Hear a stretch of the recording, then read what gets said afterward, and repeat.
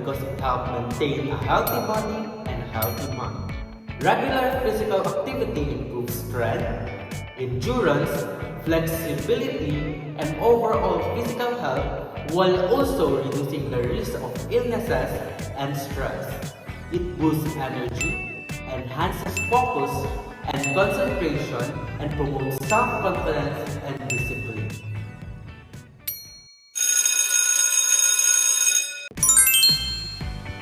Good morning, everyone.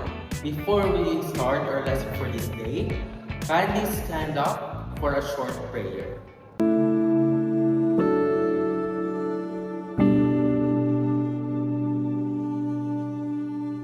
Let us pray.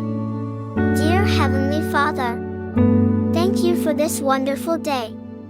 We thank you for the gift of life and all the blessings. We are grateful for the chance to learn and grow. Please bless our teachers as they guide us. And help us to listen, work hard, and be kind to one another. Fill our hearts with joy, our minds with knowledge, and our spirits with peace. May we use what we learn to make the world a better place. These all we pray in Jesus' name. Amen.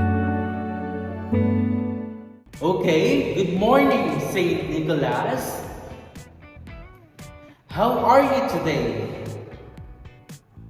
Okay, that's good to hear. Class Secretary, can you check the attendance?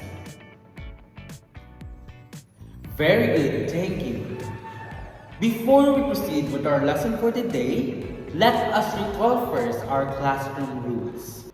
Number 1. Listen carefully when someone is speaking. Number 2. Participate actively in the discussion and activities. Number 3. Respect everyone's ideas and opinions. Number 4. Avoid unnecessary noise during discussion. Number 5. Enjoy and cooperate during activities. Is that clear, class? Before we proceed to our new lesson, let us first review our previous topic. Our previous topic was about self-assessment or the HRF status, barriers to physical activity participation, and one's diet. Who can still remember what health-related fitness means? Anyone? Okay. Health-related fitness means it refers to the fitness activities that help improve our health. Very good. Why is proper diet important in physical activity? Anyone? Okay, very good. Because it gives energy and help maintains good health. So excellent. Let's clap our hands for everyone as you recall our lesson yesterday. Now class, let us have a short activity entitled Guess Me If You Can. Activity number 1. I will show you a series of pictures and clues related to our lesson. Your task is to identify the correct word. Who wants to answer the first one?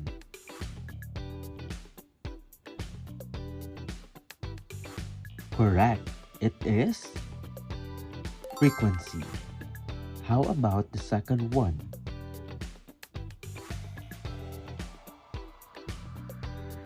Very good. It is intensity. Third one.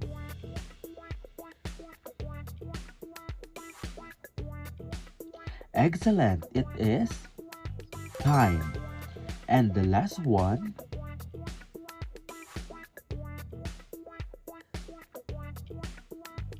It is type. Great job, everyone! Based on the words that you guessed, what do you think is our lesson for today? Exactly! Our lesson for today is about fit principles. Health is wealth. This may sound cliche, but it is definitely true, especially in our current situation. That's why in today's class, we will focus on how to stay fit and healthy. So at the end of our lesson for this day, you are expected to 1. Discuss the importance of fit principles. 2. Value the importance of vigorous activities in and out of the school. And 3. Perform health-related fitness components through Galaw Pilipinas dance. Are the objectives clear? Before discussing the lesson, let us first answer a short activity.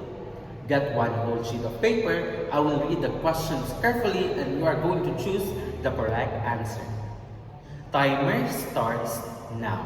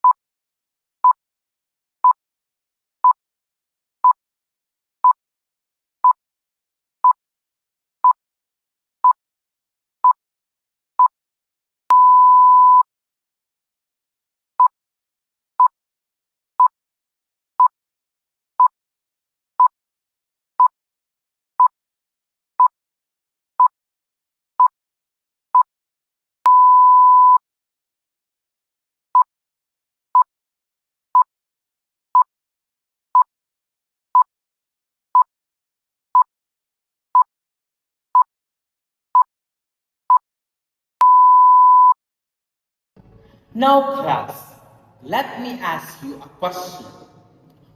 Why is fit important to our body? Anyone? Excellent answers. Yes, fit help us achieve our fitness goals safely and effectively. Now let us discuss the lesson properly. Can anyone give an example where we can use that fit? Exercise. What's more? Workout routines. How about you, Ate? Okay, sports training. Correct. You have excellent answer. So the FIT principle is a guide in making an effective exercise program. The word FIT stands for frequency, intensity, time, and type. Let us discuss the first component, which is the frequency. When we talk about frequency, it refers to how often you exercise. For example, exercising between 3 to 5 times a week, either you have the opportunity of what you are going to choose, either 1 times a day or 1 times a week. You have the freedom to choose what type of frequency you are going to do, especially when you do a certain exercise. So, class, why do you think frequency is important? Correct. Frequency is important because it helps us maintain physical fitness. The second component is I for intensity. When we talk about intensity, it refers to how hard you exercise. For example, walking slowly in a light intensity, jogging in a moderate intensity, sprinting is a vigorous intensity. Can you give another example?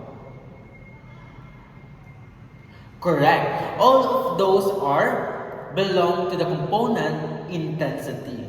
Intensity is how hard you exercise.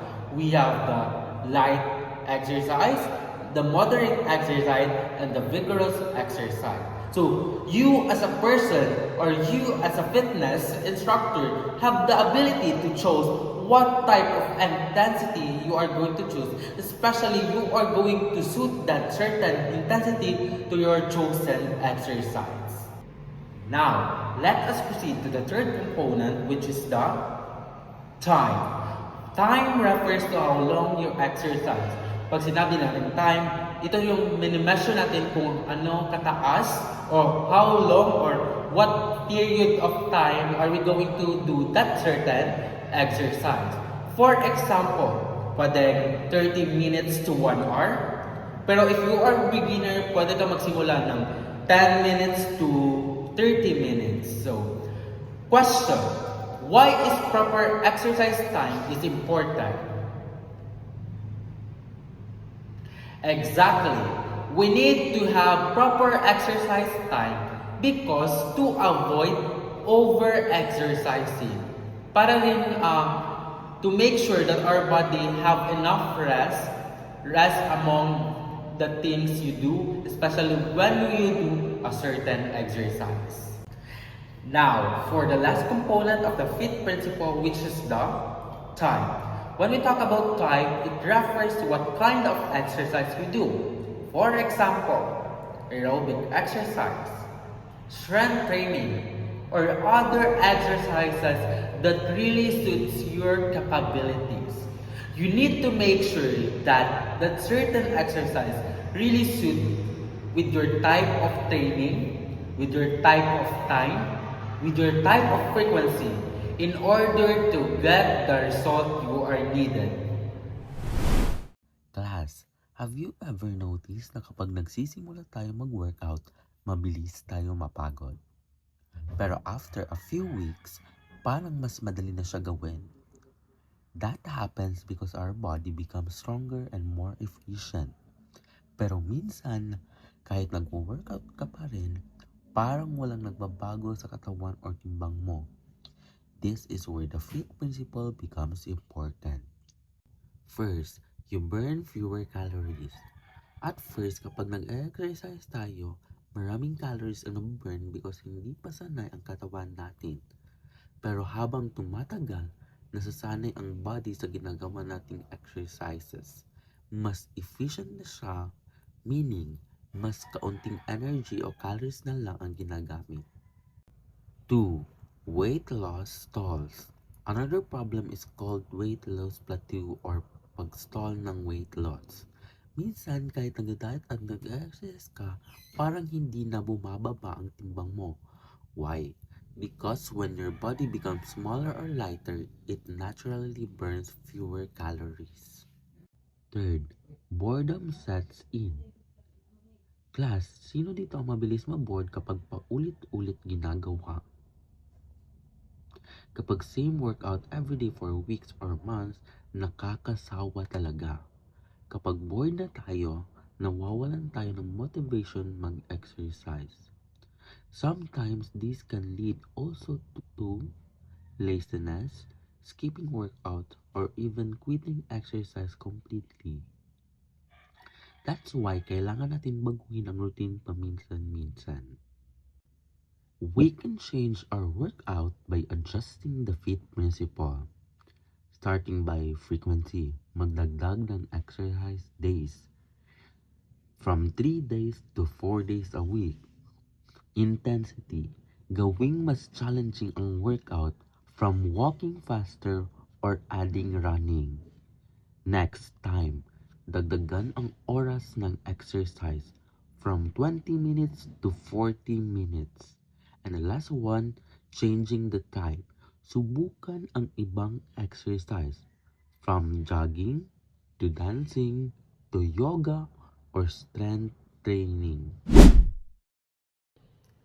Now class, what is the importance of performing vigorous activities using FIT principles? Exactly, it improves health, it strengthens the body, and it prevents us from any diseases. Now, if the class understood it well, let us have a group activity. I will group you into groups. Each group will pick a number from the box. Your task is to perform the Galaw Pilipinas while incorporating examples of health-related fitness components. You will be graded based on the following rubrics. Performance 30 points, choreography 25 points, creativity 15 points, overall impact 30 points. Do you understand the mechanics? You will be given 20 minutes to prepare. Your timer starts now. Very good, everyone. Let us clap for all the groups. Get 1/2 sheet of paper. Read each question carefully and choose the correct answer.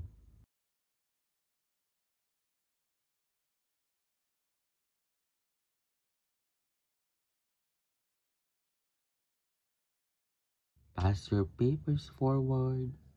For your assignment, using an A4 band paper, create your 1-week workout plan using the FIT principles. Please follow the example given. Is the assignment clear? Before we end our discussion, let us remember this. The FIT principle is important because it guides us in doing proper exercise safely and effectively through proper frequency, intensity, time, and type of exercise. We can improve our health and physical fitness. Did you learn something today? I'm happy to hear that. Thank you for listening and participating actively. Goodbye, everyone. Have a nice day.